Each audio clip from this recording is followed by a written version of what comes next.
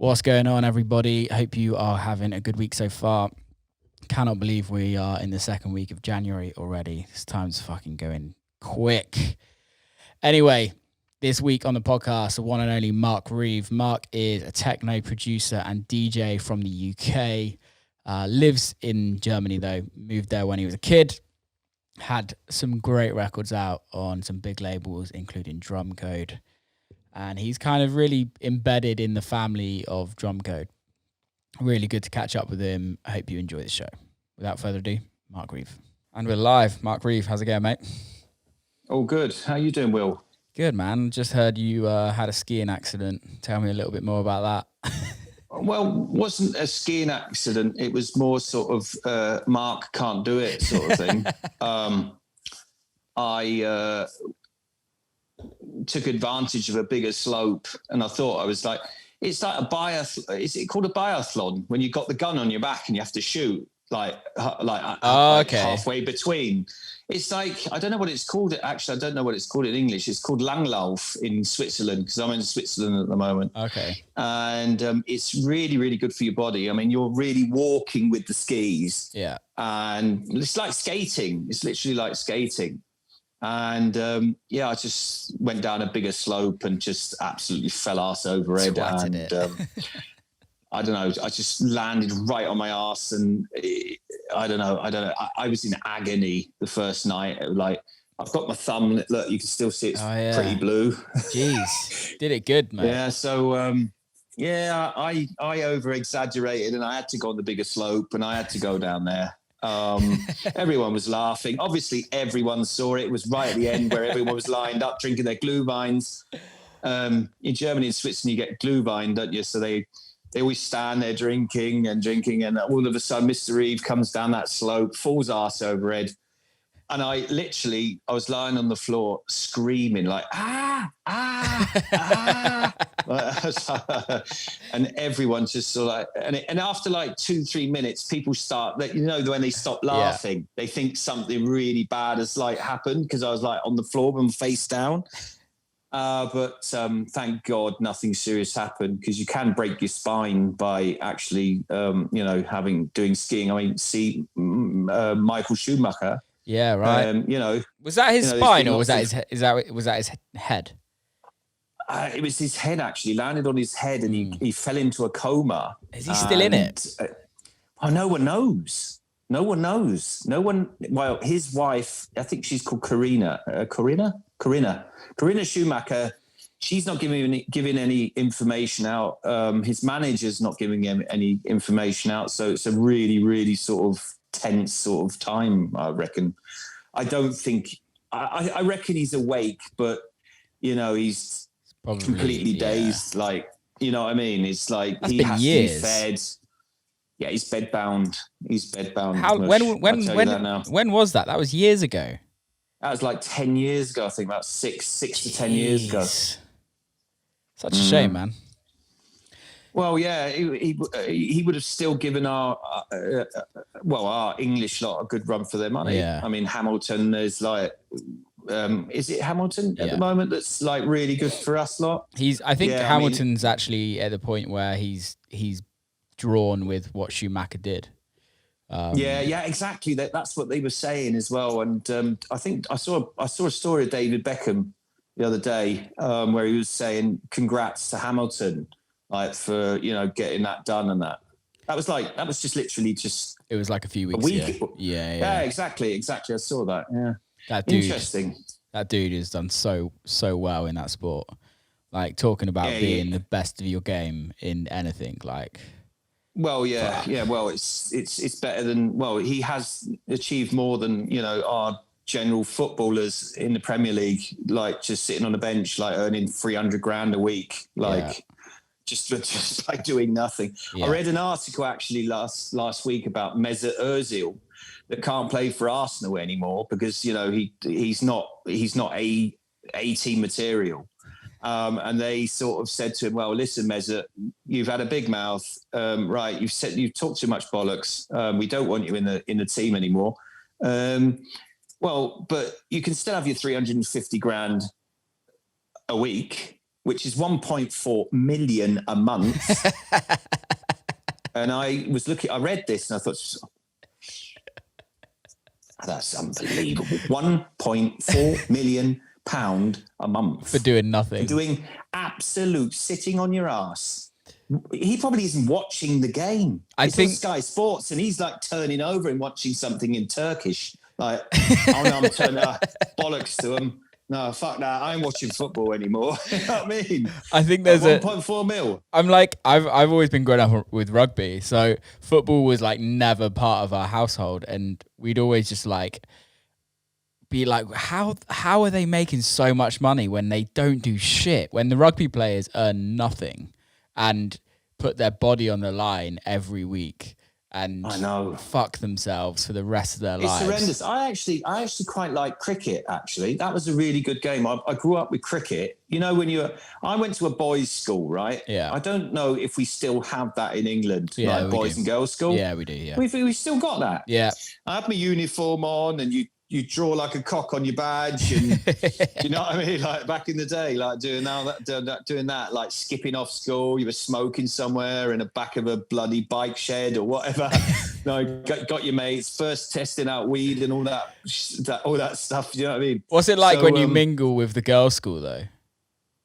Yeah, that was great. I mean, we used to skip school and we used to go to the girls' school because it wasn't far away. Yeah, it never is. Go up there and chat up all the birds, and then an hour later we'd come back and play football back in the gym. Do you know what I mean? It's like this is like, God, Lord, this is like 30 years ago.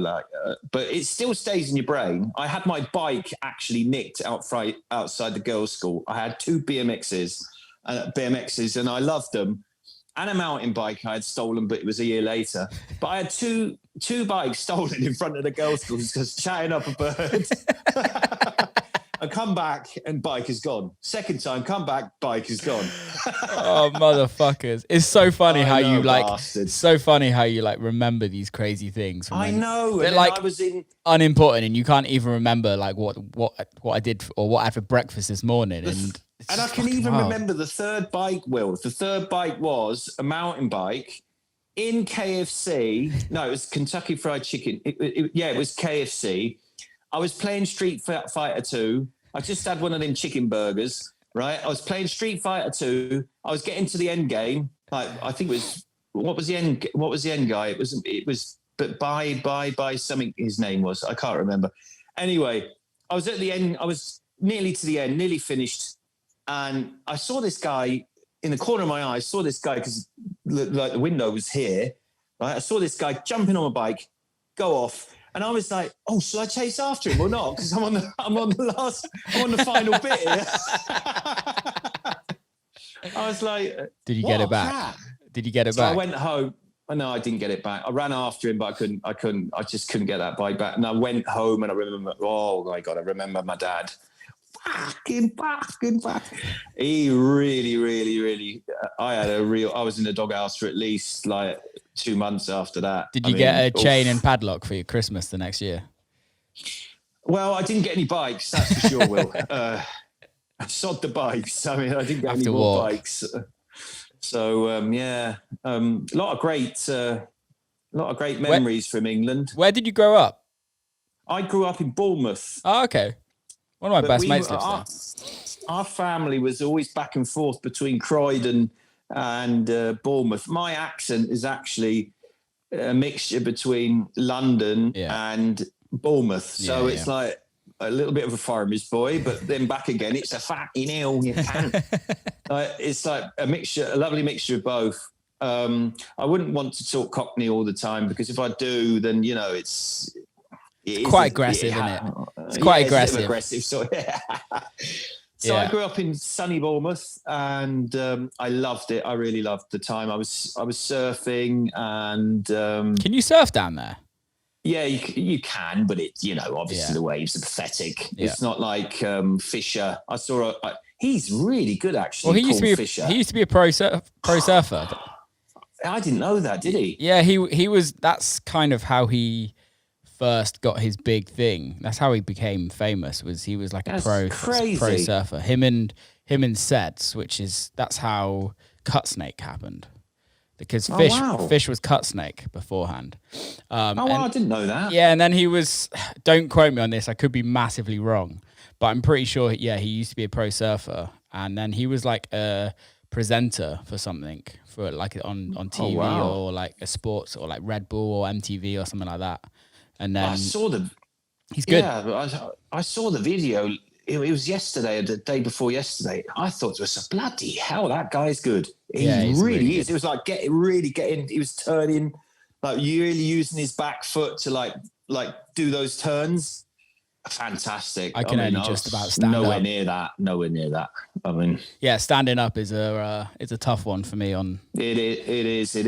You really have to stick. You have to really stick on the board, and you've got to know how to stick on the board.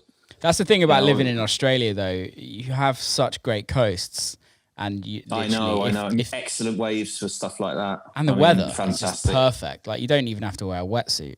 It's just like I know. It's awesome. I don't know where he lives actually, Paul, but is it somewhere near Perth? No, it's not. Is it? I don't know. Because I went to Perth, Sydney, Melbourne, Tasmania. Do you like touring Australia? Was that touring?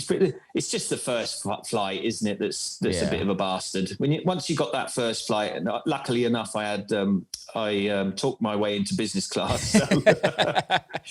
How did you manage that? I'll tell you what. I'd rather knock off a piece of the wedge of the wage, or the money that you're earning to get a business class flight and be relaxed. Yeah. Flying 24, 26 hours. How tall are you?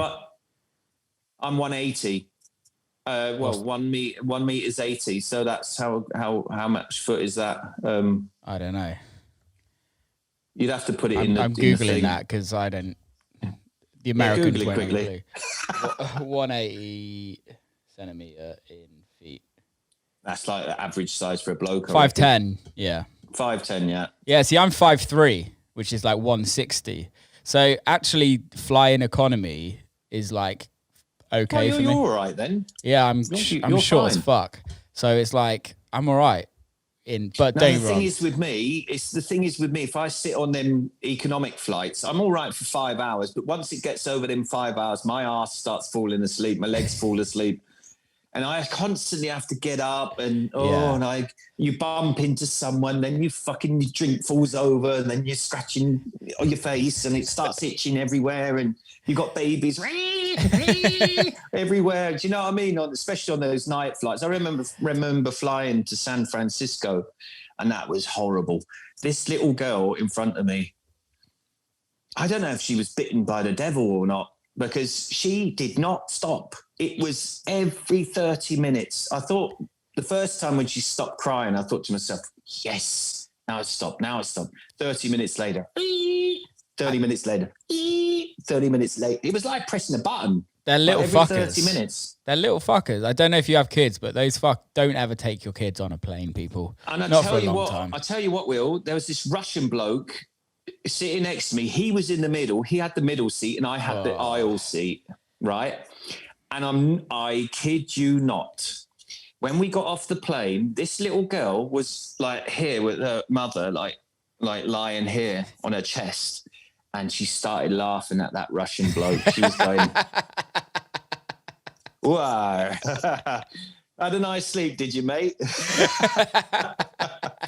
And I couldn't, I was angry, but I thought that was brilliant. That was absolutely brilliant. I should have done a picture of that. Yeah, that you should have filmed that. Class. That was class. Are you an aisle seat or a window seat? Obviously, no one's a middle seat. Like middle seats, if you just get screwed over. I'm an aisle seat, definitely an aisle seat. I used to be a window seat, but ever since I had a panic attack coming back because I had too much booze, coming back from, I think it was Ireland or Sweden. I think it could have been Sweden.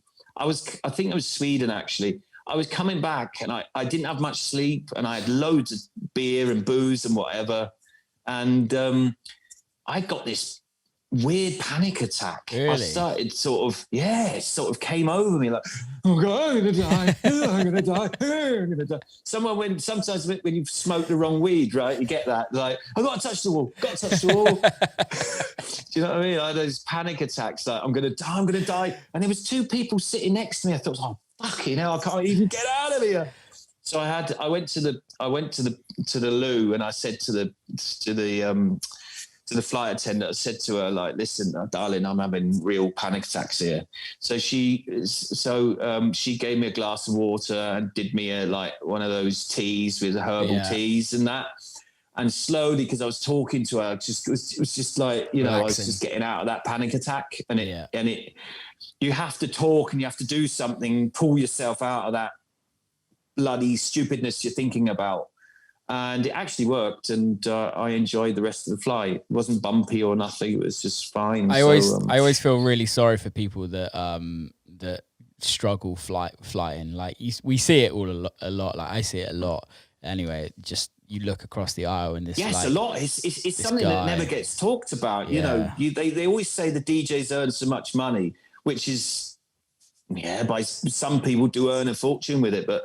You know, if you've got a flight phobia, like, then that is so bad.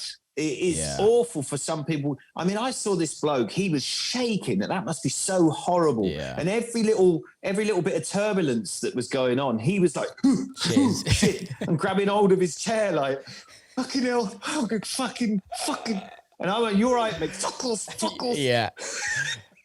I never forget, I was flying, I can't remember where I was flying into, but it was somewhere in America, and this woman just literally like grabbed my leg and was like shitting her pants. I was like, are you all right? Like, we're gonna survive this, don't worry, we're gonna get through this one. But Christ, I know there's a few, like Shadow Child, I know he really struggles flying. All right. I think Eric Prydz used to as well, like big time. Yeah, I read about that. Yeah, big time. He's not a good flyer. No, he used to train everywhere. Could you imagine training everywhere? Oh God, no. Everywhere. I mean, I remember back in the day, R. Kelly said something about he always takes the ship to Europe. Of course he does, with all of his little girls.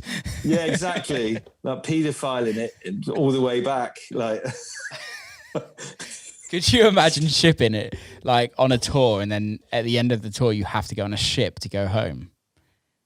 That's like my worst nightmare. Nah. You'd be puking everywhere. Locked in a cabin, breathing in everyone's farts for the whole time. Shit food. Smelling sick. Everywhere sick. Going out sick over the railings. It's disgusting. Back in the room. Have you ever done like any of these, like the holy ships or AMS? What I have done is I went to this clinic because I've always had eczema since I've been a little baby. Yeah. And I've actually had a microneedling done here on my skin. If you can see those patches, it's actually like millions of like microneedles go in there because I got some scars from spots and, you know, getting rid of those big spots. I was pressing and pissing around with it, and I got little scars in there. Okay. And my girlfriend said to me, well, she knows someone that could do it. If I do a couple of stories in Instagram, I can get it for a little bit cheaper. So I had that done a couple of days ago, and it's really, really, once that dries up and that peels off. Does it work? And it actually does work quite well. Well, anyway, I was in this clinic for bad skin, for eczema, and we had this outing. There was on a blackboard, there was like this outing offered, like to Denmark and back, because it was like in the east, sort of north part of Germany. Yeah. And I thought, oh, that's fun. Let's go and do that, because I'd already made some buds and friends, and I said, lads, come on, let's go. It's so boring, this clinic. Let's go out. Let's go to Denmark. Let's buy some stuff and, might get something to smoke or something. And we drove over with the bus to Denmark from Germany. And we got on the boat, and everyone was like starving hungry because, in the bus, it was like 2.5 hour drive. Yeah. So everyone gets on this boat and starts piling it was schnitzel, or I can't remember what it was. I think it was a schnitzel and chicken and whatever. There was the whole works on there. So they were just like whacking it in, like beer, piling it in. Are they German? So are these German people? Yeah. All of them were German. Okay. So it was literally all the people from the clinic, like they were actually on that bus, like heading for Denmark. So we got on there. There was also a couple of other people that weren't with us. So we've all got on the boat. Everyone's piling it in. Everyone's like really, really hungry. And I remember as soon as we left the harbour, these big, massive fuck-off waves started coming in. And everyone's going, holy shit. Ooh, ooh, ooh. I'm not joking. The first bloke puked up. Then this little kid puked up. Then, oh my God, there was fruit machines on the left-hand side. They were thrown up in the bins.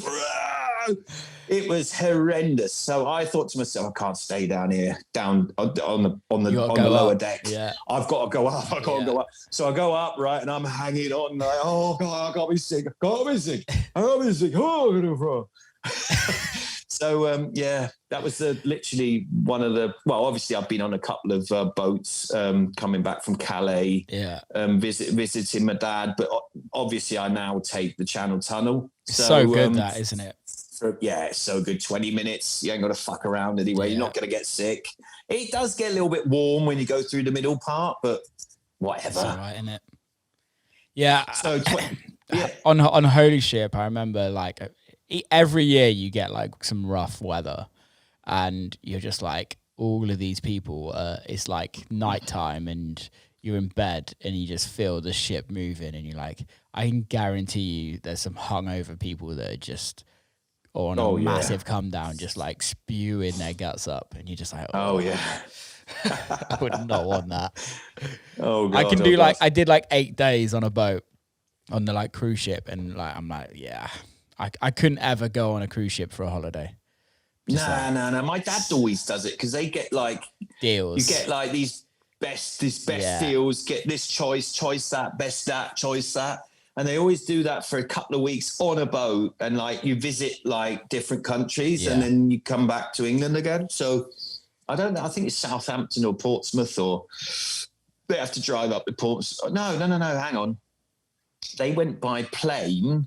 I think they flew to Barcelona, and from Barcelona they did it. Like, that's it. That was that way around. But my parents said it was pretty cheap, so that's what they do are pretty all the cheap. time. I think they are pretty cheap. But I couldn't think of anything worse than just going on a boat for like.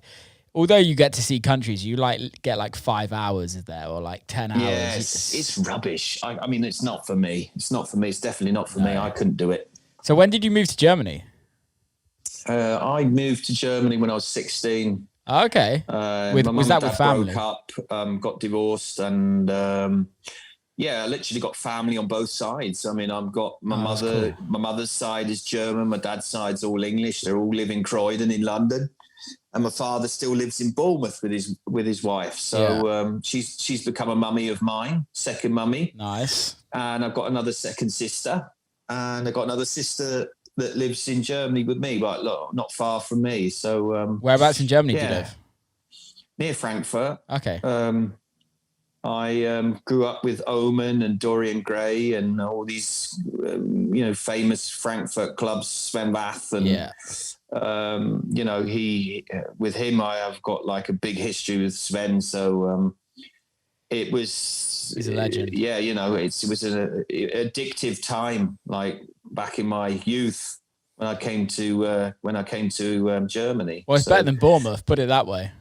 Well, it was better than Bournemouth, but I did enjoy Matcham's Market with Carl Cox. Yeah. Carl Cox would come to Matcham's Market near Bournemouth, and he would play a fantastic set like Happy Breakbeat, and it was fantastic. I used to sneak in there. I was only 13, 14. We used to go up there. We used to find someone that was 18 that would sneak us in. Yeah. And we'd go through this hole in the fence and you'd be in there. Do you know what I mean? Yeah.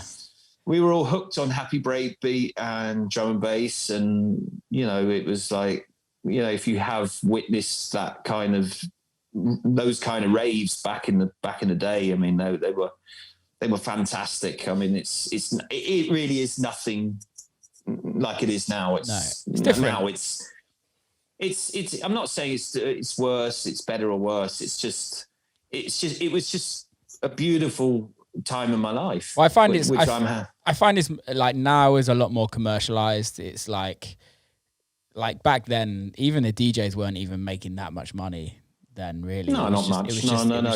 You wouldn't. You'd have a fiver on the door. Yeah. And regardless if Groove Rider or LTJ Bookham would come up to Bournemouth or Mickey Finn or like all those guys that would come up there, they would they weren't earning much. The MCs weren't earning fuck all. Right. I mean, they'd MC for nothing.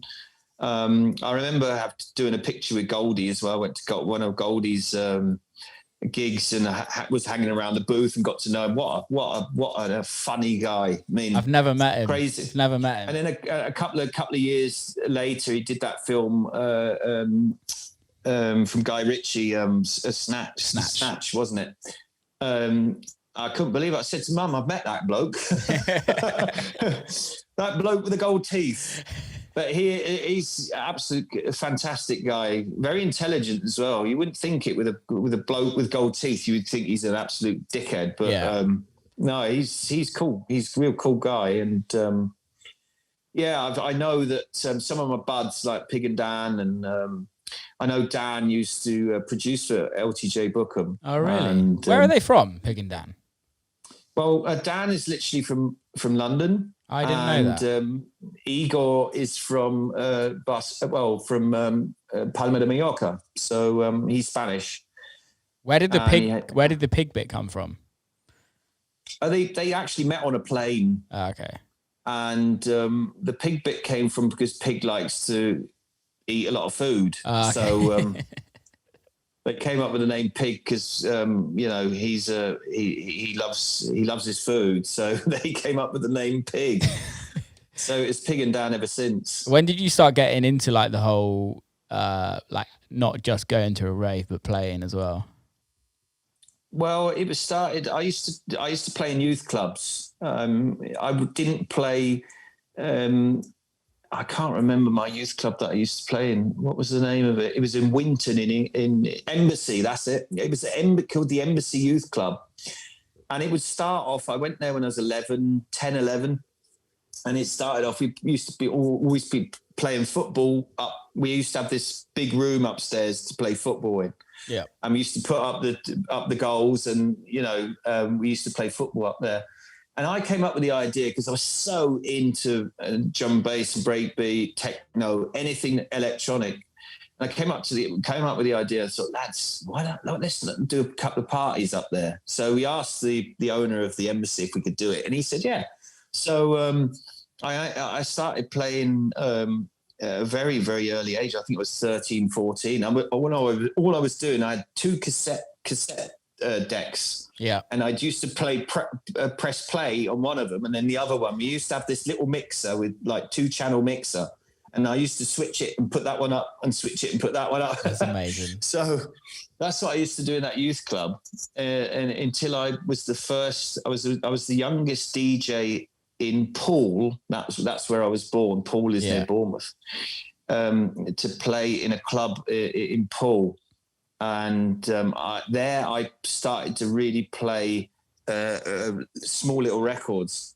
It was just one record after the other. Really. I had two decks, and I'd literally play one. I'd play Rick Astley, then I'd play Salt and Pepper, Classic. Then I'd play Dr. Alban, then I'd play Madonna. Yeah. I remember my mother had to sign a form for me to DJ there because it was after 12 o'clock, and obviously all the under 18s had to leave the club at 12 o'clock. They weren't allowed to be there because the club would be open till 1 or 2 a.m. And I remember my mum had to fill out this form allowing me to DJ there till 2 a.m. So that was really cool. I used to hang out with the old guys, right? And all the other youngsters had to go home. So I was only 15, 16 at that stage. So that's where I got infected with it. And obviously when I moved to Germany, the first people I met there were obviously people that listened to techno. Yeah. So I came to Frankfurt and everyone was talking about Sven Väth. I was like, wow, who's this guy? Yeah. And I remember, it's what I was speaking to Dubfire the other day. I said to him, I was 17, I think 16, 17. It was literally like 4 weeks after I'd come to Germany. I'd already been into the techno and wanted to go to the Omen Club in Frankfurt. Yeah. Was that his club? It was his club with 3 others. Yeah. And I actually got in there with a I had this moped license, like because in Germany you had these Vespers and these little Italian bikes, like, and you'd have to do a license for it. Yeah. For these motorbikes, and it's not actually a motorbike, is it? A moped or like something like that. Little scooter. And I forged it, and I was like shitting myself before I got in. I was 16, 17, first club ever to get into a club. And so like a real club. And I forged it. And the bloke actually let me in, the bouncer let me in. And I got in there, and Will... Change your world.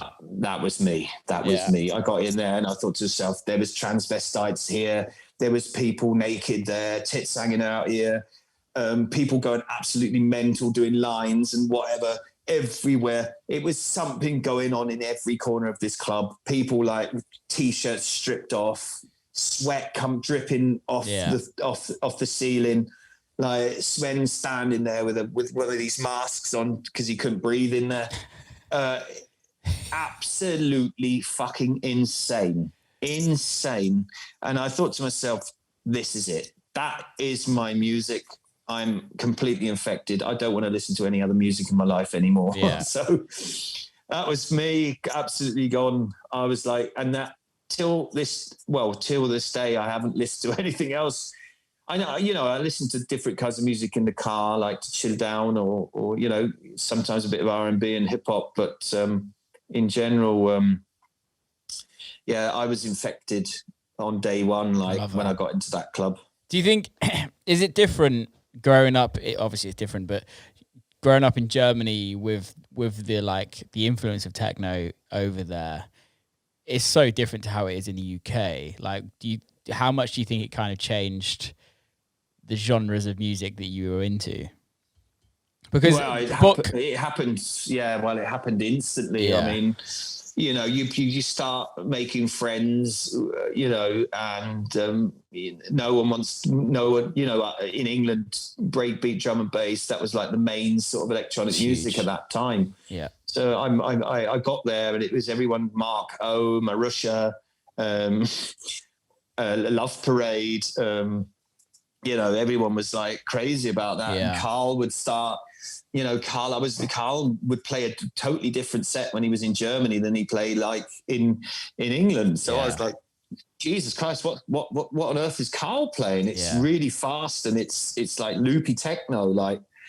But I gradually got into it and started buying records, and I used to buy records in Delirium in Frankfurt. And I wanted to play that, what Sven was playing. I really liked that psychedelic sort of quick techno. Yeah. And there was something about it. It was so catchy, and the melodies were so evil. It was like these evil melodies, like really like a horror film. Yeah. And I'm a big horror film fan anyway. I love horror films. And I started, I was getting frightened to this music. I thought, ooh, I'm getting goosebumps from this right now. This is fucking real. That. This is the real shit. And like this really psychedelic stuff, like real mushroom music, like, oh my God, this is fucking me up right now. Yeah. And that really, really, really got me, it took me big time off of drum and bass. It got me, and the way you were dancing as well, you could actually groove to it.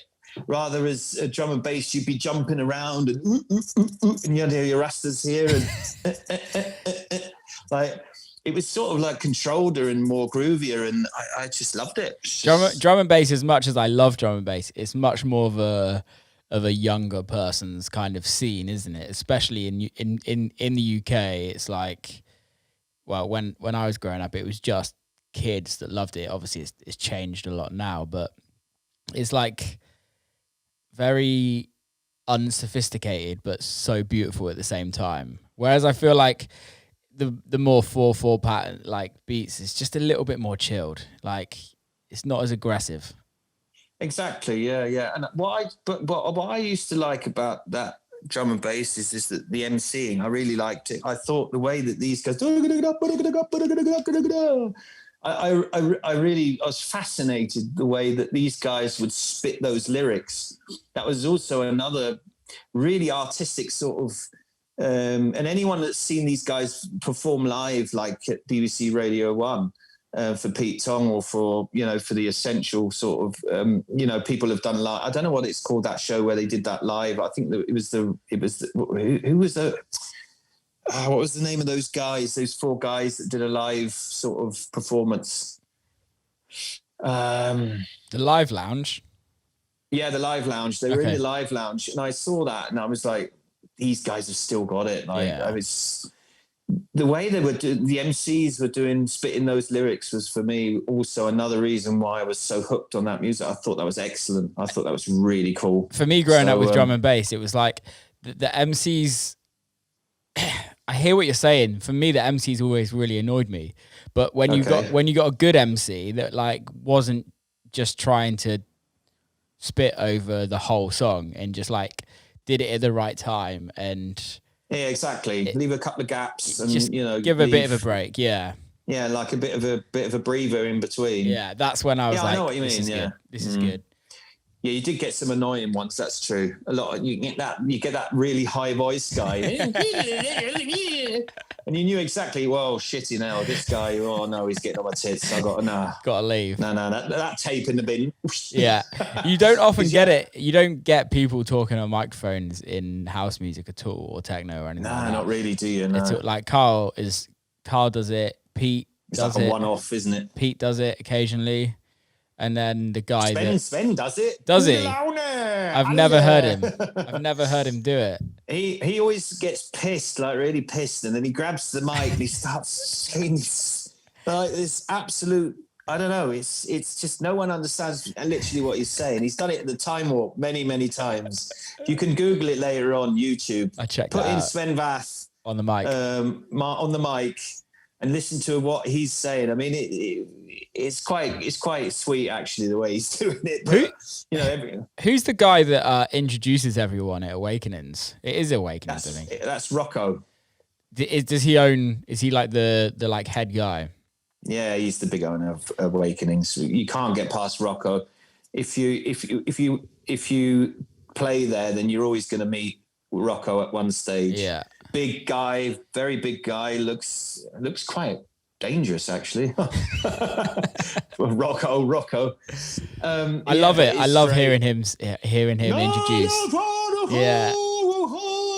It's so good. I remember when I just finished my set before Dennis and Peak had come on, and it was just on my last track, and I didn't even see him. He was like literally standing right next to me, and he and I'm like, holy shit, who the fuck's that? I look at it, it's Rocco behind me. He said, everything is good, Mark, everything is good. And I looked over to Chris and I said, oh my God, I just shit myself. I better go to the toilet. I've never played. I really want to play one day. You'll be in there, Will. I don't know if I'm cool enough for it, if I'm totally honest. Like, everyone will have their Awakenings day. And when you do, it's excellent with all the fire going up. And what's it like? It's awesome. Like when it's not smoke coming down. It's those how do you call it? It's like those pressure. It's like the air coming out with all that the pressure, CO2. The CO2. Yeah, and the fireworks and it's like, I mean, I was there in October at ADE, and then Adam played, and then you had the fireworks going off at the top. Yeah. Oh my God, fantastic! Absolutely fantastic. Yeah, I really want to play. Someone let off. It wasn't a stink bomb, but it was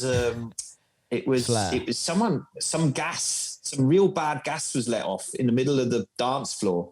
Oh. And I said to Adam, what the fuck is going on? My eyes are stinging. And someone actually let off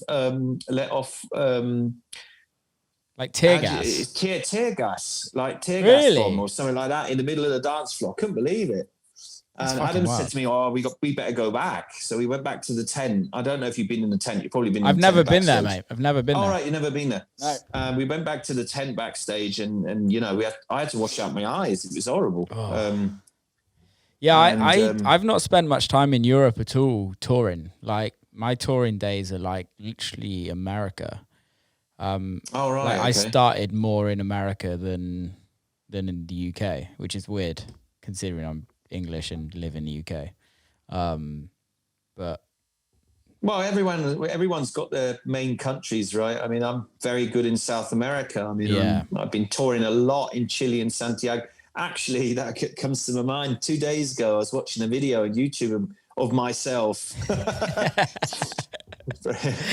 Just stroking the ego a little bit. No.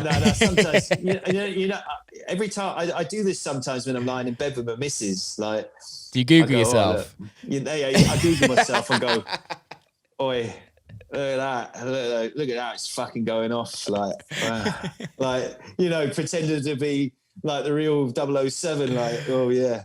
Oh, I love that. Yes, Bond, James Bond. You've got to Google really yourself. Showing off, and I'm going like, look at this in Chile. Look, I was in Santiago. Look at it's fucking going off. And actually, your remix I played your remix from Adam. Oh, really? From, Losing Your Mind. Yeah. So she said, "Oh, that's a good track." I said, "Yes, Will. That's the guy I'm doing this interview podcast for." with. Oh, right, really? Podcast, yeah, not interview. So yeah. It's hilarious actually, and it really did go off your remix. Thanks for that. That was fantastic. No, I was surprised Adam released it. Really, but it was awesome. That bass, it does work. It really does. Every time I played it, people hands up in the air, and it wasn't really because of the in your mind. It wasn't really because of that. It was actually the drop that people were getting into. It's that big drop right at the end. Boom, boom, woo, woo. They loved it. They absolutely loved it, especially in South America. People were going nuts. I played it in Brazil. I played it in Chile, in Peru, in Argentina. And in Argentina, it really went off in Argentina. I really want to go to Argentina. In really Cordoba, it was fantastic. I mean, that place, Cordoba, is insane. When you tour, do you like spend more time? Do you take time out, or do you literally like in out, shake it all about? No, I take time out. I like to relax. I like to chill out most of the time on the beaches or on the swimming pool, or get a bit of sun in my face. Yeah. Because I think I enjoy these countries. It's not like an in and out for me that I need to look at something. I mean, I want to get to know some people. I want to know the culture. I want to breathe in that air, what they breathe in. Yeah. I want to look at how these countries are developed or have developed themselves. I want to see if everything, what people are saying or stuff that's been going on in the media, if that's true. Or not. Yeah. You know, and you can only see these things if you're actually there. 100%. It's like an iPhone. It's like an iPhone that's going to say it's going to snow tomorrow, and it shows it's snowing, but actually when you're there, it's not snowing at all. You've got sun. Do you know what I mean? Yeah. So it's like, for me, it's really important to really discover these countries. I never really did it. I'm always one of the in and out people, and since obviously coronavirus, I've just been like, okay, I need to just when touring's back, every time I go somewhere, or not every time, but when I can, is to like just take some time out, because we do all of this touring, and you're like, and then you come home, and now we're in the situation that you're in now, and you're like, what the fuck? What's the point? I know. It was the panic attacks that did it for me. I was in and out, and I got these panic attacks, and I thought to myself, well, I have to start chilling. Yeah. I can't do that. I can't leave on a Thursday, come back on a Friday, fly again on a Saturday, and then just, keep on flying and keep on having the stress. and getting these panic attacks and getting anxiety, because I at that time I didn't have a girlfriend, so I was literally, when I come back, I was on my own. Yeah. So I didn't have anyone to talk to, I really think it's also important that you find yourself a partner as well. I know a lot of people saying being single is, you do have your positives by being single, but I actually have changed a lot. I used to love doing things alone, but since I got a little bit older, I really like having someone at home, someone who come home, I can sort of like tell her the stories, what's happened, or it's the same as touring. Actually, I'd love to have someone with me. I know Adam's got Pedro and all these big guys have also got their tour managers, and I really know now why. Because it really does make the whole experience different when you can share it with someone. It's very nice. So, on my last tour, I had like, my manager kind of came around with me a lot, and I had like some film guys that came around, like, who are all my good mates. And it is something, having somebody there and like being able to go to dinner with somebody, and you know how it is like, we all have friends in these different cities, but there's nothing better than having somebody that like really knows you, that really like, exactly, and then you can like, it's not just that surface level conversation. It's we have the best job in the world. Like, I can't, whatever anyone says, we have the best job in the world, but sometimes it is nice to just talk to someone and be like, just have a proper conversation, like have a moan, have a cry, have a whatever, just because when you're on a plane, when you're in a hotel, you go to a club, you just like same old every exactly, yeah. You need. I remember New Year's Eve. I had a gig with Ida, with Luigi Madonna, with Weber, and I was talking to Weber, and I said we were trying to come up with ideas what we're going to do at 12 o'clock. So Luigi came out of the blue, and he said to us like, "Listen, lads, why don't you just come up with my Italian friends and." I've got Italian friends living here in Valencia, and let's do it there. So we went all together. We went, Luigi and I and Weber, and we went to this apartment with all these Italian guys, and it was beautiful. Yeah. It was beautiful. The food was set up. No one was uptight or being stupid or who are these guys now? We were like family. Yeah. It was so nice. I'll never forget that. And I'll never forget that from Luigi, that he invited us. I think Roberto was there as well, Capuano. And it was what a fantastic, lovely night. And I don't think Weber will ever forget that either. It was such a lovely family sort of experience. It's amazing, man. I remember going, I was playing. So Boxing Day in the UK is obviously like a huge thing, where it's like a big family thing. Whereas in America, it's not. And I remember flying out of the UK on Boxing Day to go and do a show in America. And all my friends from like San Fran, they all of their family were over, and they were like, just come over. And it's so nice when you can kind of go into somebody else's family or friendship group, and you're just like, yeah, I feel pretty good now. Like, it's so much better than just staying at a hotel room, like twiddling your thumbs, and you're like, what the fuck to do now? Yeah. Although I can't watch any porn anymore. Fucking hell. I'm drained. Although I say that, and I do absolutely love being by myself.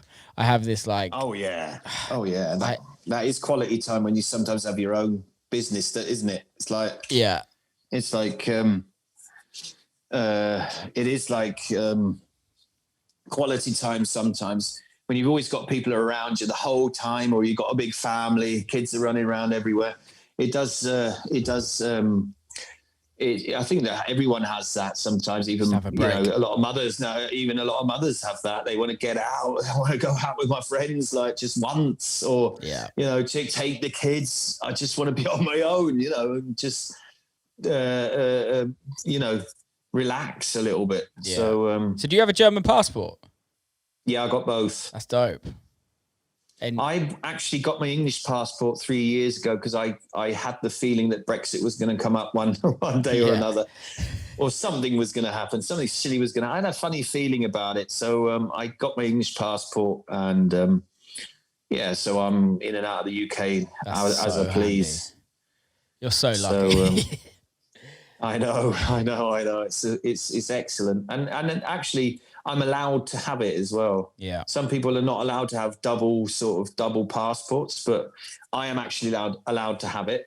Is that because you have parents in both? Exactly. Yeah. It's a blessing. It's an absolute blessing for me. Yeah. So, all the fees that are going to come up when you're a DJ and you want to play in the UK. I mean, obviously, then you need a work permit or some kind of, it's going to cost about £300, I think I've heard, or between £200 and £300. So what a pain in the ass. Lucky enough, I can just go through the UK border with a smile on my face. Yeah. And a crunchie. Do they not have crunchies in Germany? No, they haven't. Oh God, no. Really? I'd love a crunchy. And what I miss most is a roast dinner. Oh, yeah, they don't do that, do they? Yorkshire puds with all that gravy, with just a bit of gravy on it. Oh, I tell you what, though, you have a curry. Is it currywurst? Currywurst, yeah. Oh man, that's like crack. I could eat. They are. I could eat that all day long. There's a place called Best Washed in Town.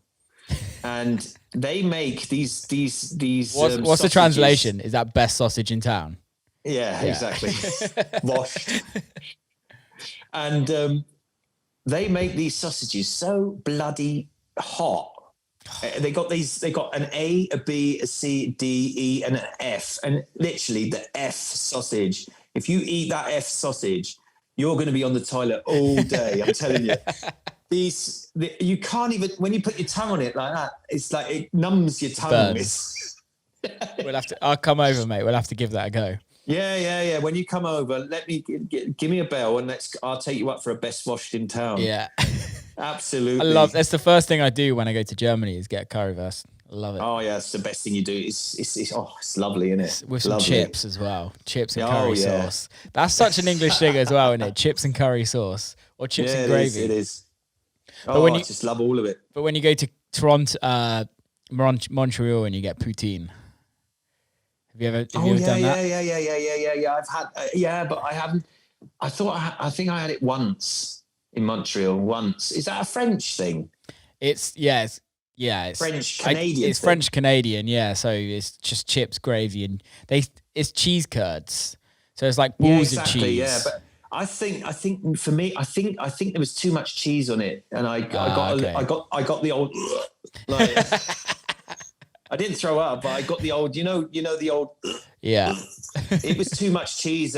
After a time, it's too much cheese on it. Like it literally put me like, ooh, no, not a cheese fan. Yeah, I am a cheese fan, but sometimes I don't know what it is, but sometimes it just makes me, I don't know. If I have too much of it, it starts to get funny. Yeah, I love cheese. So, I'm from Cheddar, so it's like, all right. It was like born with cheese, pretty much. So. Oh yeah, definitely. I love it around here. One of my good mates I used to work with, his dad owns a cheese factory. And you just like get cheese every week. Oh wow! So you just walk in there and just grab some cheese, and bobs, or like call him and be like, "Mate, can you get me some cheese, please?" So good. Great, nice. So when did you start producing? Like, when was it? Like, okay, this is the time when I need to turn my. Was music always a full-time job for you, or like what were you doing before full-time? Music. I was an IT specialist. Okay. When I came to Germany, I did an apprenticeship first as a metal guy. Yeah. So I was sort of on these machines, programming machines to cut metal, like little bolts and whatever and screws and I couldn't do it because of my eczema, because of my skin. So I finished my apprenticeship, passed my test, and I thought to myself, what am I going to do now? Obviously I can't work in that. So I've got to come up with something else, because I was so into like doing my own computers, like the hardware of it, the hardware side. and getting a main board CPU and like changing everything that I could literally get my hands on. I thought to myself, let's do an apprenticeship as a computer guy. So I did that, finished that, passed my test, and started off as working in banks as an administrator. Yeah. Obviously, speaking both languages was for me a bonus and a plus. So I also worked for United Airlines, British Airways, cool. American Airlines in getting sorting out the ticket printers and all sorts of computer stuff, looking after servers, Active Directories, and literally being the man for everything. So in my spare time, I'd be producing music. Ever since I got to Germany, I was mixing with the right people that already had, they were doing, I think it was Cubase at the time that they were using. Classic. And I got into producing music. I was just hanging around in studios with guys that really were into that kind of stuff. And that's when I started producing. I think I started with like 18, 19. So that's dope. I was, then when we're doing records, then we have them pressed. We have a vinyl press in Rosbach near Frankfurt. We used to get that. I don't remember the bloke called Armin. He used to press. We used to do 500 pieces, and we used to deliver the vinyl to the. We do it. We go up to a vinyl store ourselves and deliver those vinyls to the people straight. We get a certain amount of money for it. Yeah. Upfront payment. Then we give them like 50 or 40, and that's how we do it. And that's bloody hell. That's ages now. That's like 25 years ago. Long time ago. It's like that was the start of producing. So when was the transition from like, okay, IT job, goodbye, or are you still in IT? No, not anymore. In 2011, I always had a very, very strong bind to Cocoon and Sven. And I was big friends with a guy called Ingo Boss from Cocoon. And we'd hang out with each other. We'd go to the parties together. And Ingo, we would always try. Ingo would also always try and get onto the label himself, although he was working there. And I came up with this track called Daybreak, and Ingo said, "Oh, do you know what? Just put it on vinyl, and I'm going to put it in a pile, in Sven's pile, because Ingo would literally sort the records out for Sven." Yeah. When he was playing, before he was playing, he'd sort out all the demos, all the promos that Sven could listen to, because Sven would obviously have his office just above Cocoon Club. Yeah. So Cocoon, the company Cocoon, would be above the Cocoon Club. They had their office up there. They haven't got it there anymore, but they used to have their office up there. So he literally put my record in between the pile of the promos. So Ingo gets a phone call from Sven saying, "Who's this? What are you doing with this record?" And Ingo says, "Oh God, shit! Fuck! What have I done? Oh no! I'm gonna get a bollocking for it." But at the end of the day, he said, "I've never heard of Mark Reeve, but I love his record." So he absolutely loved that record, and that was literally the start for me. He played it on the same night he got it in Cocoon Club. Wow. And I remember getting videos from my friends. "Oh, Sven's just played your track. Oh my God, he's just played it." And I was playing at another club in Vienna, in Austria. And I literally looked at this video all the way back to Frankfurt because I was driving. And I think that was the start where I thought to myself, well, if I keep on going, I could really make, a career out of this. So thank God I had my mother always by my side that would always help me out because, I was buying records like mad, not being able to pay my rent, didn't have any food in the fridge. And literally, My mum, I love my mum so much for that she was giving me that support I needed at the time. And it came to the stage 2015, 16, where I was touring so much. Yeah. I was like, every week I was somewhere else. And I'd come back in the office.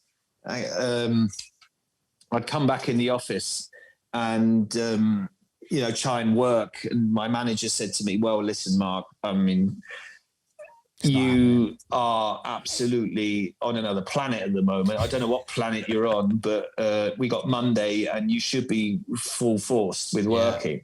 And I looked at him and said, mate, I've got to go home. I'm fucked, right? I've just done Friday, Saturday DJing. Don't get on my tits, mate, right? I've got to go home. Feel sick.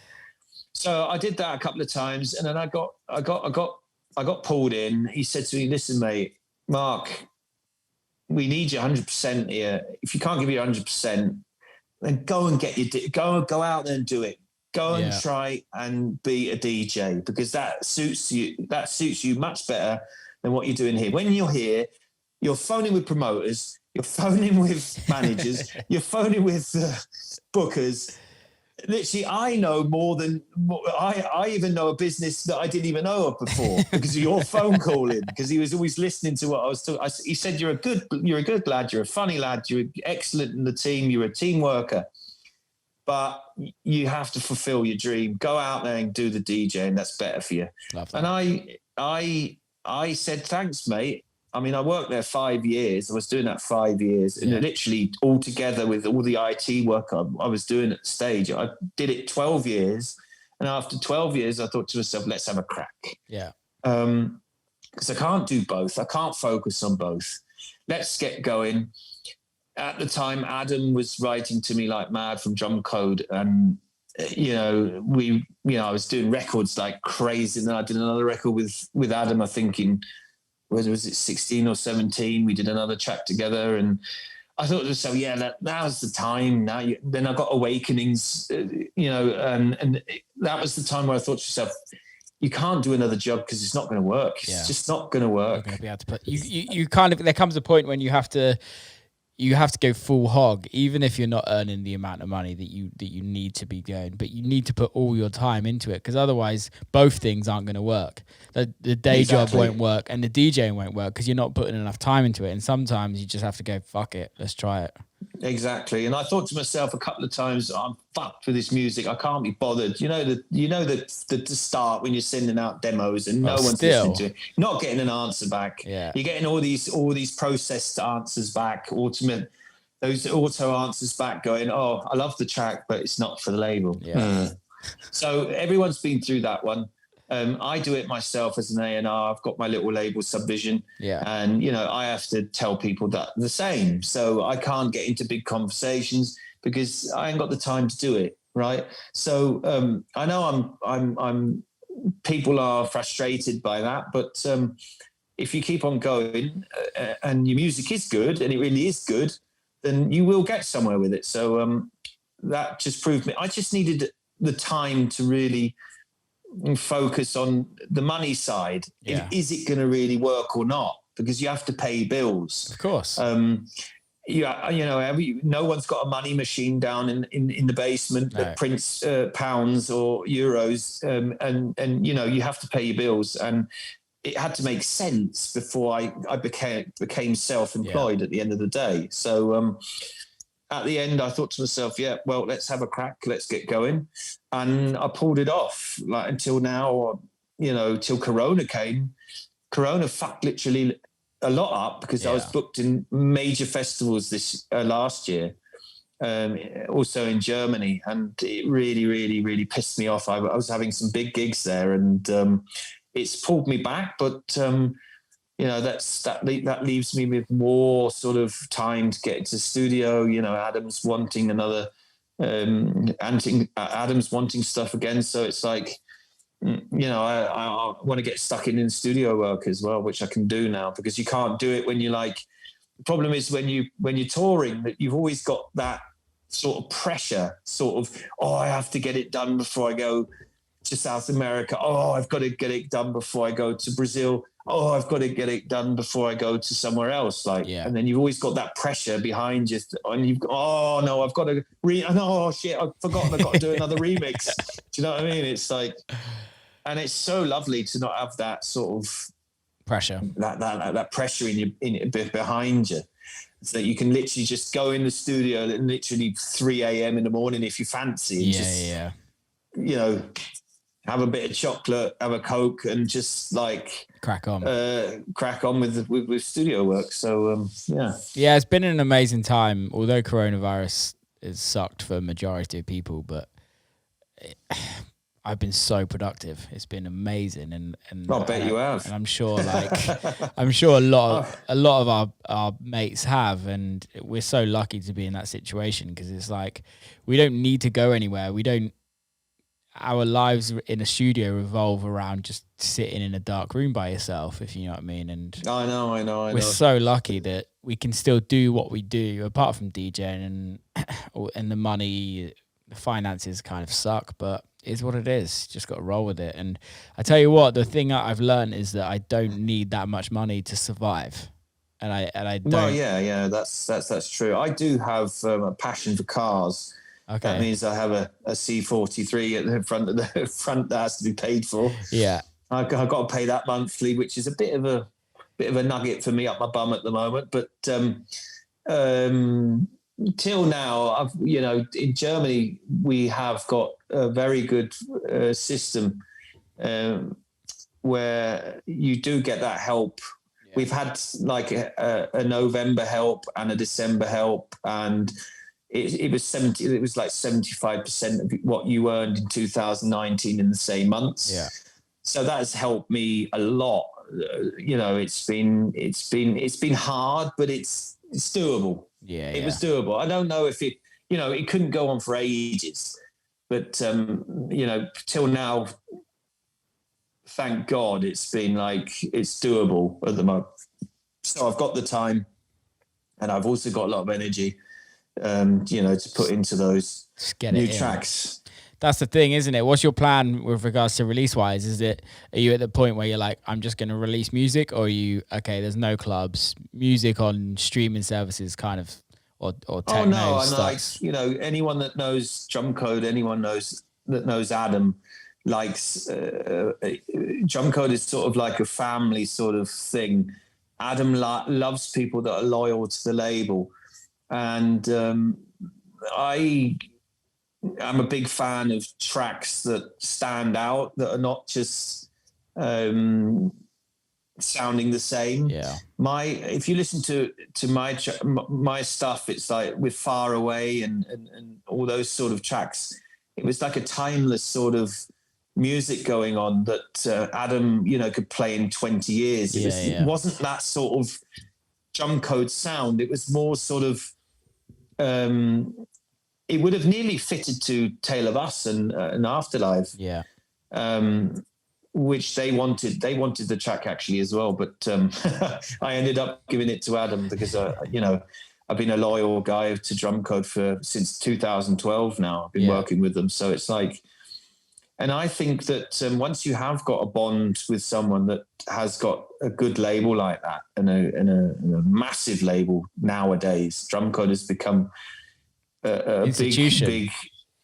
Yeah, it has. It's been a big turning point for that sort of music, for that sort of genre. It's changed techno a little bit as well. And some people, I won't mention any names, some people say business techno to it. Yeah. No, I think it's a good thing. I've had a lot of good times with Adam and Drumcode, and I'm going to continue by, delivering. I still want to, be in that group of people because I enjoy myself with them, and that's what it's about. Amazing times. That's what it's about. At the end of the day, is that we quit our day jobs. We do what we do. We spend hours in the studio. We spend hours touring because we enjoy it. And if you enjoy something, why stop? No point. Exactly. I mean, I do have my own label that I just use now and again to release tracks which I feel that don't really fit to Drumcode and Adam doesn't really want, but I still feel that there's a quality behind it. Yeah. and the quality is enough to release. So then I do release it. But I've had such an amazing time with Drumcode at the moment, and I know others have, like Leighton or Weber or there's many of them, Enrico, or there's loads of them that have had an amazing time at Drumcode. I think it's still a label that I'm going to mix with and continue delivering timeless tracks. Yeah, I love I'm not sort of a fan. I'm not the big fan of just releasing anything. No. I want the track to be so good and so clean that you can polish your teeth with it. Yeah.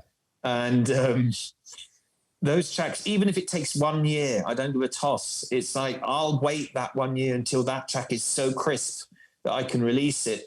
And then I know it's going to do well. Yeah. Rather than, winging it. Bringing tracks that, are half-hearted maybe. I could have invested a bit more time. Yeah. Because I've done that in the past, at the beginning. And then I've always thought to myself, well, why didn't I just change some of the, why didn't I change it? Why didn't I make it better? Why didn't I concentrate more on the sound that it sounds a bit more cleaner? Yeah. And, those are the things you do when you're younger and mistakes you make. And the good thing about getting older is you become wiser. Well, I think also you become a little bit more of a perfectionist, or I can only speak for myself, but for me, it's like, I've released records that I'm not happy with, and I don't want to be in that situation again. I don't want to be in the next, 10 years, in 10 years time, I don't want to be like, oh, I wish I didn't release that record. I've done that before. So now I'm like, everything I put out, it has to be something that I absolutely love. And I'm like, yeah, I can't do it. I've like squeezed all the juice out of this record and I can't get it any better.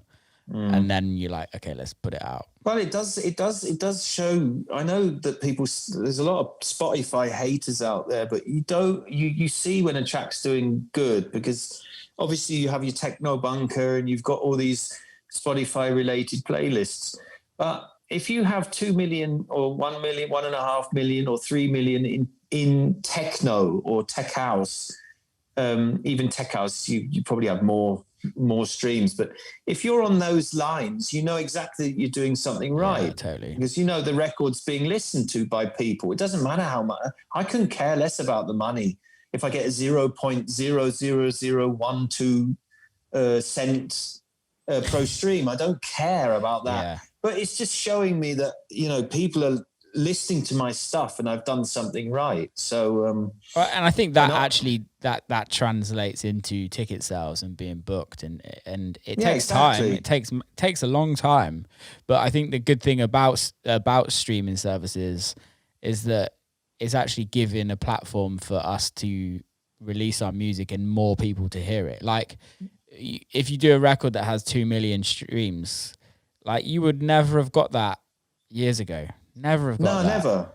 And my agent, he always says to me, can you send me a list, of all the Spotify plays, which countries? Because I want to look at the countries that are listening to your music. Yeah. And that's very, very cool, because then you can see where is your music hitting the spot and where is your music not hitting the spot. You know what I mean? It's like you can generally see the countries that are getting involved in your profile. Totally. So that's very interesting and very cool.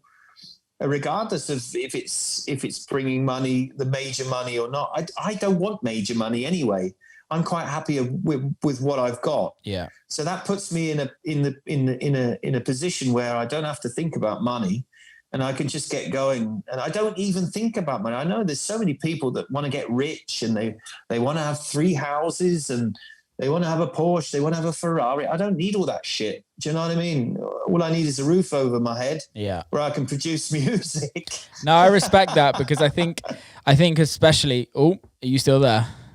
Yeah, I'm still there. I think in this day and age, especially with social media, it's like people want to show that they have wealth, and they like to show that they have wealth, even if they don't have wealth. By getting a car that they can't afford, but if you know what I mean, and doing all these things, like, and I would be lying if I said I didn't want to earn more money, but it's not especially coronavirus, since I've had like nearly a year out, it has made me realize that like it's not about just making money. The thing that I miss about earning money is more so the purpose of what all this is about. And like not being able, the money's the like aftermath of what we do, right? So you play a show, and you get paid. I'm not playing the show to get paid. I'm playing the show because I absolutely love playing, and then I get paid for it. And I think that's the thing, is not being able to play shows and not being able to tour around and visit places and see friends and things like that. That's for me the thing that it's kind of taken away. It's like there's no real purpose to like doing all of this. And what are you working towards? Because like, let's say I've got all my releases ready for this year, it's all planned. So you're like, well, what the fuck do I do? Like, I love writing music, but I'm not writing music for a club now. Like, I'm just not. It's because I've been out of a club for 10 months. Me too. Yeah. And it's just like, it is tough, but again, it's changed my perspective on what I want in the long term in life, I think. Well, what actually changed me is that I have had months where I've earned a fuckload of money, right? Yeah. But I've actually spent a load of money as well.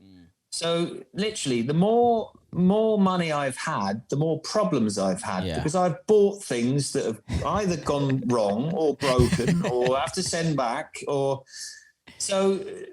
And what I hate the most is this cockiness from some people, the cockiness side of it. When you earn a lot of money, you change. Yeah. Some people change into this horrible beast that puts on a poker face when they start playing. They're not interested in what is in front of them or left or right. They're just interested in themselves. Yeah. They want to get out of the club within 2 minutes after they've played. They don't really want to do pictures with anyone or say hello to anyone. They just want to fuck off and just, earn that money and just that's the thing that gets me the most. This cockiness in our scene or in our business, that really puts me off sometimes. This not being human, the human side has gone missing, and we're becoming, some people are becoming just robots. Yeah. And if people are writing comments, for Christ's sake, you can't answer all your comments, right, on an Instagram posting, for example, but you can answer some of them, for Christ's sake. If you've got the time to post a fucking picture in Instagram, then take the time and comment under people that are supporting you and showing love for you. I agree. Right? That's what really gets on my nerves sometimes when I see some of the big guys. I'm not saying any names. It's not just the big guys. I think it's in your system. Maybe I don't know. I don't know if it does have to do with the money you're earning or not. But that's the thing that really bothers me the most. It's just this being totally totally ignoring sort of the sport and the love you're getting from people. I like giving back. I like giving more back. Yeah.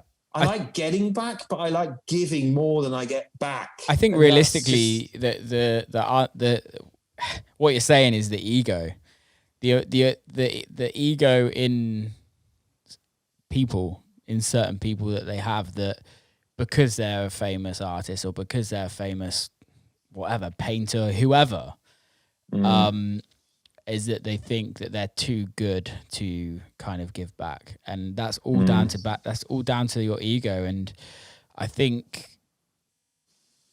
what you have, the people that are extremely huge, they're never going to go anywhere because they're so big. But majority of them will have their 5 minutes of fame, and then eventually, because they haven't built that community, because they haven't given back to their followers, their fans, whatever you want to call them, the community just loses interest, and then it gets to the point where people just don't actually want to interact with you, and they're not fussed about seeing you because they've seen you so many times, and you don't give them anything back. And like, I respond to everyone on every platform pretty much. Yeah, I try to as well. Yeah.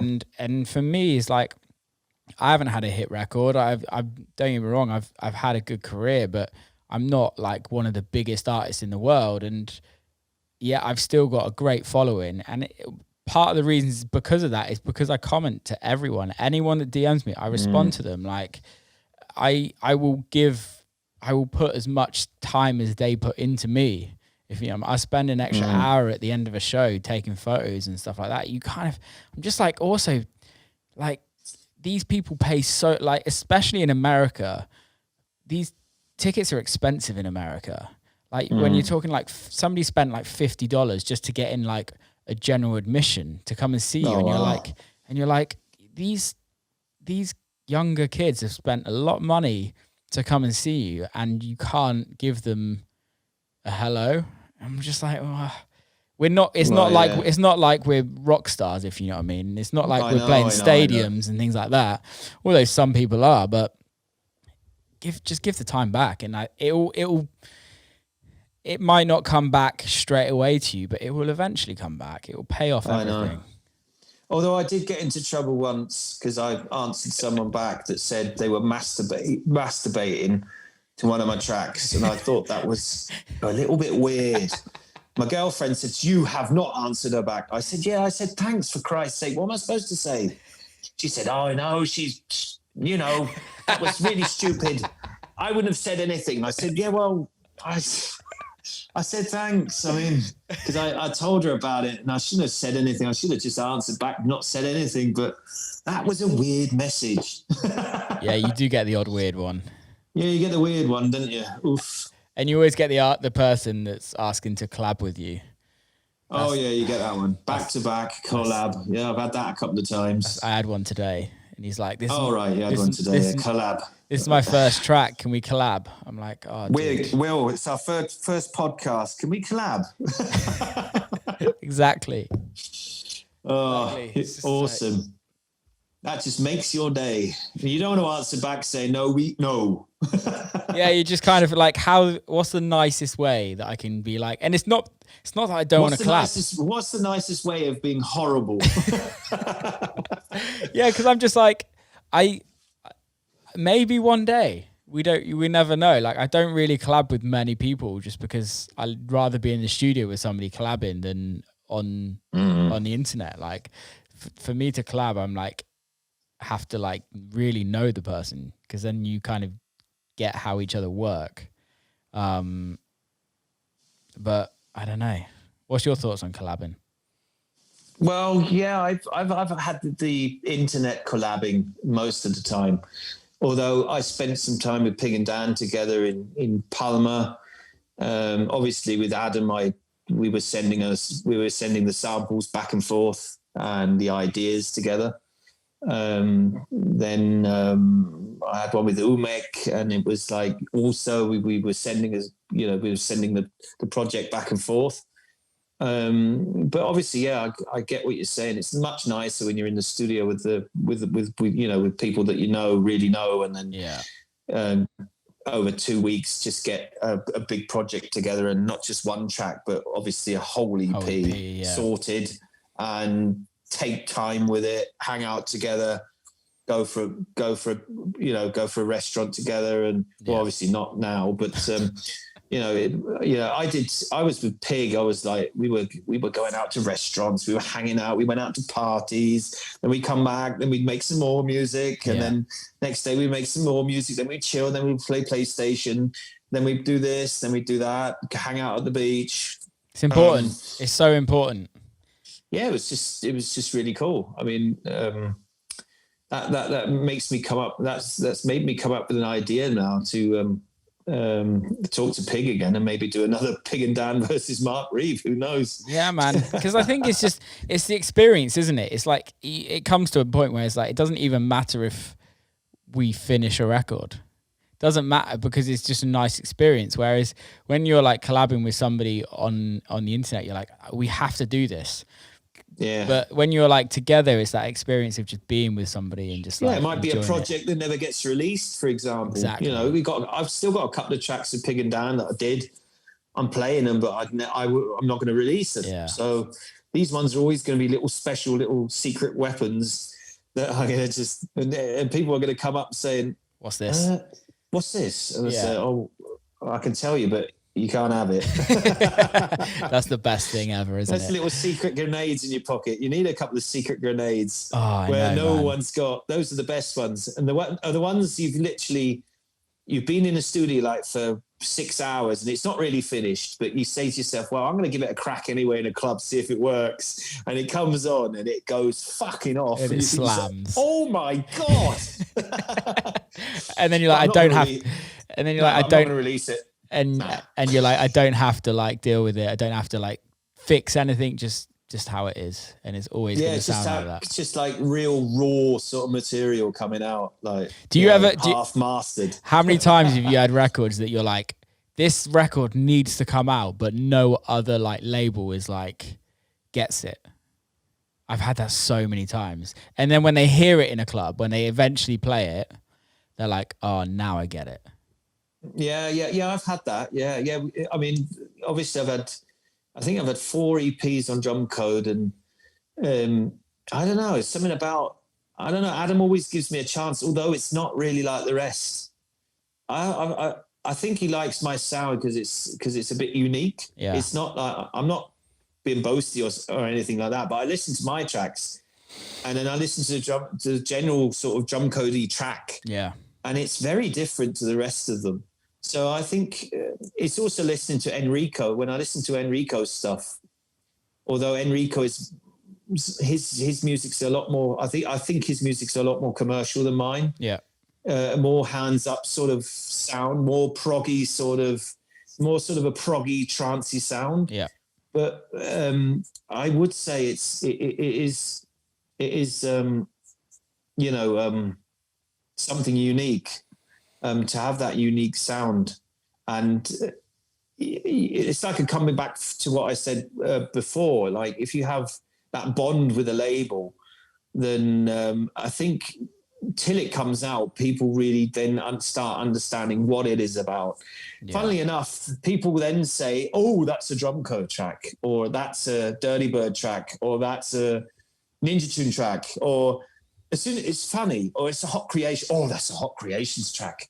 You know, it'd be a track that was on a defected various artists album, and then it would come out on Hot Creation, but it would be a Hot Creation. Oh, that's a Hot Creation track there. Oh yeah, I can hear it.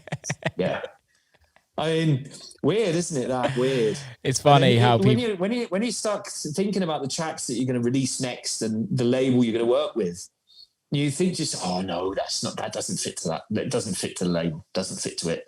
And then you send it out and then you get back like, oh, this is exactly what I was looking for. I'm like, I think that's the thing, is because a lot of labels do have their sound, and you need a sound for a label. You need that unique sound so people can cling onto it. So people know, they go to a Drumcode show, they know exactly what they're going to get. And that's no disrespect to Drumcode. It's the same with Dirty Bird. You know what you're going to get. Hot Creations, you're going to go to a Paradise Party. Maybe not so much, the lineups have changed a little bit, but you know what you're going to get. And it's like, you need that identity as I hate the word, but as a brand, you need that identity. But it's the thing that cracks me up is when people get like too up their own asses and like, oh, I won't go to Drumcode party, or I won't go to Hot Creations party, or I'm too cool for Dirty Bird now. And you're like, fuck off. Like 3 years ago, you were loving it. Just like, enjoy it. It's just ridiculous. I've got wankered once and I've danced to a David Guetta song, for Christ's sake. Fucking just admit it. Haven't we all? I mean? Haven't we all? I had a Russian bird in Bournemouth I was humping. And we went out once and we got pissed. I had a load of vodka Red Bull and we were dancing to David Guetta and fucking Justin Bieber. Fucking hell, there it is. It's gone out. I've admitted it. Ooh, damn, I'm a bad person now. You're gonna start wearing. What I mean? You're gonna start wearing white jeans now. I listen to EDM. I'm EDM now. Oh my god, what am I gonna do? Anything? I don't know what's wrong with these people. There's loads of songs, even if for EDM. I've listened to a couple of tracks and I thought to myself, oh, that's not bad actually. Yeah. Whatever. You know, this stiff people sometimes really You know, I luckily enough, I don't know many people like that. So. No, me neither. Thank fuck. I've got wide, you know, Carl is the best example, actually. Carl Cox, you know, he digs down really, really deep down in his little crate and pulls out like magical sort of 70s, 80s, 90s records that you think, oh my God, it's an old Motown that I haven't heard for like 25 years, and just whacks it on his ones and twos, and you think to yourself, fucking hell. Amazing. There's only a certain amount of people that can get away with doing that as well. I know, but it's just amazing. I mean, I listen to that show that he does quite often, and I think this is great music for the car. I mean, just, you know, get all that stuff and get that set right in the car. Do you know, there's a Motown and like sort of like blues stuff that's sometimes going on in his little show there. That's fantastic. Yeah, I love it. I absolutely love it. He is the G, man. I think it just also, all these different genres makes you come up with more ideas to put into your tracks. Yeah. You know, you shouldn't be like saying, no, I'm not going to listen to this. No, I'm not going to go to that party. I've been to a hip hop or an R&B party, and I've been inspired by it. Yeah. Like, do you know what I mean? I think it's about who you're around and the people you're with. At the end of the day, you can go fucking anywhere if you're with a good bunch of mates. Yeah, exactly. And I got inspired. I think I was at a dinner gala party, garden party, something like that, where all sorts of music was being played. I come home and I think that was the time where I did Far Away, and I got inspired by the stuff that there was obviously on the June 2, there was an arpeggio that I'd literally just sort of like, you know. How can I say it? Because I got a lot of jip in YouTube saying, it's a fucking June 2 fucking arpeggio in there, and you nicked it. And yeah, but I said to that guy, I said to him, listen, mate, but I had to sit like an hour for 2 hours sorting it out, and it wasn't good when I started off. You know, you do have to make some tweaks and some stuff to it that it sounds good, okay? Some people are just wankers. People are saying, like, these people say, I could have done that in 2 minutes. I could have done that in 30 minutes. It would have been fine. And I would say, no. It's not like that. Definitely couldn't. I love those people, though. I love those people because I'm just like, go get a It doesn't matter. life. It doesn't matter what you do. You get these people that just come round a corner and they just slag you off. It doesn't matter what you do. I love them. You do it wrong. You do it wrong all the time, and they are better than you. I love them. I absolutely love them. And you can't be better. I used to have some guy, and he would always like comment like really horrible stuff on my pictures on Instagram. It reminds me a bit of Alan Partridge. You don't know me now, do you? Like when they were fighting in the studio at Norwich. Yeah. Do you remember Norfolk Knights, Will? Norfolk Knights. Classic. That was so funny when they started taking the piss out of each other. Classic. Yeah, and this dude, he would like always comment horrible shit. And I ended up just I'd always respond and be like, all right, mate. And then I DM'd him. And I was like, mate, you do realize like, it doesn't bother me what you say, but you're going to say something to somebody one day and it's going to really fucking hurt them. And you're not going to realize the power that your words have on social media. And he was like, man, I'm so sorry. I didn't know. I just do it for a bit of a laugh. And I'm like, well, it's not. Oh, wow. I was like, it's not funny, man. Like, it's fine for me. Like, I can deal with it. I can handle it. But you're a 35-year-old man. Go fucking get a life. Yeah, you always get, but you know, I love the banter. Yeah. Like, the banter's so funny. Oh, I hate that word. Like, and you're like, oh yeah, but I didn't get it, mate. I didn't get it. Yeah. I'm pretty hurt right now. Like that hurt. I feel like I might not be able to sleep for the next couple of days because you've just like really pissed me off. My blood pressure's sky high. My wife's, she's even sweating by looking at me. Yeah, definitely. Wankers. Mate, we've just done an hour and a half and I've got to cook some pizza for the family. Good stuff. I've got to go downstairs as well and talk about my wounds. Do it, man. Yeah. Be a proper man and drag it out. Like, exactly. That's what we do the best. Foma mum. It's what we do the best. Before we go, how can people follow you, check you out, etc., etc.? Well, yeah. Instagram is Mark Reeve Music. The same on Facebook, Mark Reeve Music. They're both the same. I've actually put in a new Mark Reeve official because I wanted a second page just for, I don't know why I've done the second page, but I just felt like doing the second page. Coronavirus, you got bored.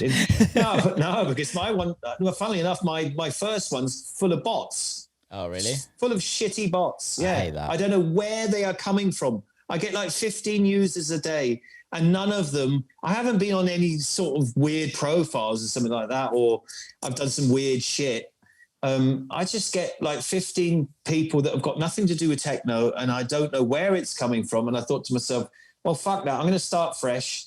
I'm going to start a fresh page with a Mark Reeve official and just see and really work out the real techno followers and blend out like the nail polish ones. The shit ones. You know what I mean? Yeah. These companies that want to sell nail polish or or these influencers or these women that are just selling total different other products than whatever you're doing. So, I just thought about doing it. That's Mark Reeve official. The others are Mark Reeve Music. So everyone can check that out. And SoundCloud, I've got just Mark Reeve. And I've got some, not yet, but I'm not going to say anything yet. But I do have some tracks up my sleeve that might be coming out this year. Nice, man. I look forward to it. Well, thank you for being on, man. And let's catch up soon. Yeah, thanks a lot, Big Will. love, mate. Have a great evening. You too, mate. And that is a wrap. Big ups to Mark for coming on the show. And thanks for listening. Huge love to everybody that's listened to the show. If you did enjoy it, please share it. Please give us a little review. Send it to your friends. Send it to whoever you might think will listen to it. Big love. Keep safe. And I'll speak to you soon.